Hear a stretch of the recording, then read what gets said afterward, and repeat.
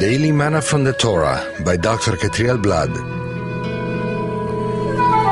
Shalom, beloved family. We've now come to the final aliyah of Parashat Vayishlach, and He sent.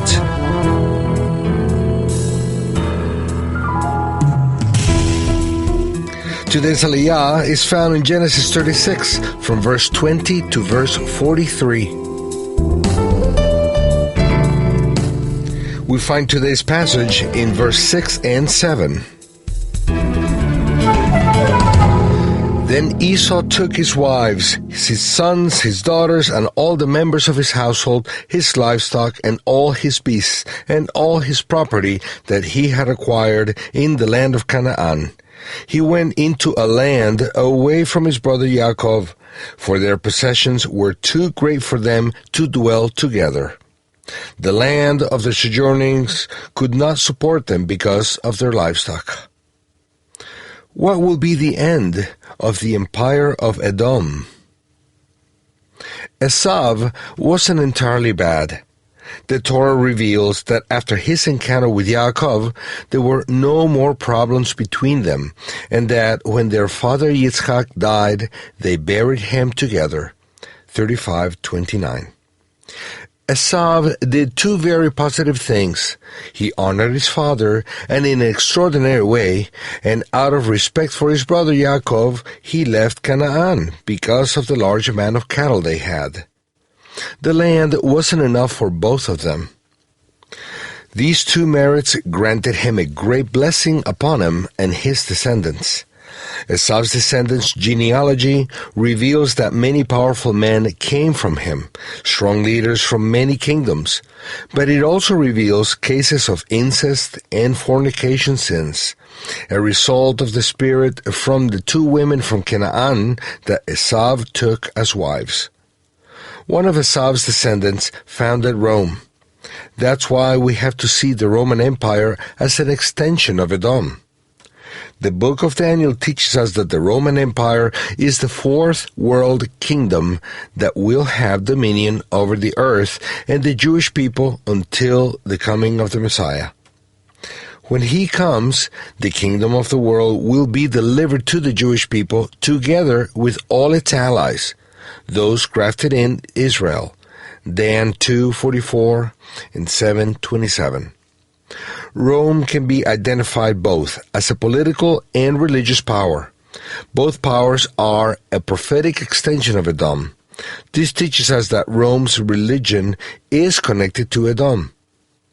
In the text we are dealing with, the Hebrew original reads that Esau went to Eretz, which was translated as a land. In the Hebrew text, it could be understood as a name, Eretz. Is it possible that Esau called the new land he went to Eretz as a substitute to the land of Canaan promised to Yaakov and his offspring? Is it that Esau wanted to substitute the Eternal's promise to his chosen brother with a different land? The truth is that the spirit that comes from Rome teaches something similar. That the chosen people are no longer chosen, but that the Gentiles are, and that the universal, Catholic, Christian Church are now the chosen people, the new Israel. Is it that this idea began with Esau? When studying the prophecies that talk about the Roman Empire, both political and religious, Christianity, we can see that there is no future for it. The Roman Empire is destined to be destroyed. This includes both the political system that nowadays dominates the minds of all politicians of the world and the religious system that attempts to substitute the only chosen people.